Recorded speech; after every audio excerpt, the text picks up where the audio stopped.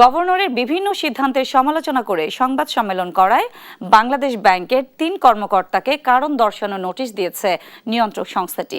নির্বাচনের পরপরই আয়োজিত ওই সংবাদ সম্মেলনে গভর্নরকে স্বৈরাচার আখ্যা দিয়ে দুর্বল ব্যাংক একীভূতকরণ, ডিজিটাল ব্যাংকের লাইসেন্স দেওয়ার উদ্যোগ সহ একাধিক ইস্যুতে প্রশ্ন তোলেন তারা। এ ঘটনার পরিপ্রেক্ষিতে সংশ্লিষ্ট ৩ কর্মকর্তাকে ১০ দিনের মধ্যে লিখিত ব্যাখ্যা দিতে নির্দেশ দেওয়া হয়েছে। জবাব পাওয়ার পর পরবর্তীতে নীতি অনুযায়ী ব্যবস্থা নেওয়া হবে বলে জানিয়েছে। শোকজ পাওয়া কর্মকর্তারা নীল দলের সাধারণ সম্পাদক ও এসএমই অ্যান্ড স্পেশাল প্রোগ্রামস বিভাগের পরিচালক Naushad Mostafa, Bangladesh bank officers welfare কাউন্সিলের সভাপতি একেএম মাসুম বিল্লাহ এবং সাধারণ সম্পাদক গোলাম মোস্তফা শ্রাবণ। সংবাদ সম্মেলনে কর্মকর্তারা অভিযোগ করেন, তুলনামূলকভাবে কম দুর্বল এক্সিম ব্যাংক ও সোশ্যাল ইসলাম ব্যাংককে 5টি ব্যাংকের সঙ্গে একীভূত করার বিষয়টি প্রশ্নবিদ্ধ।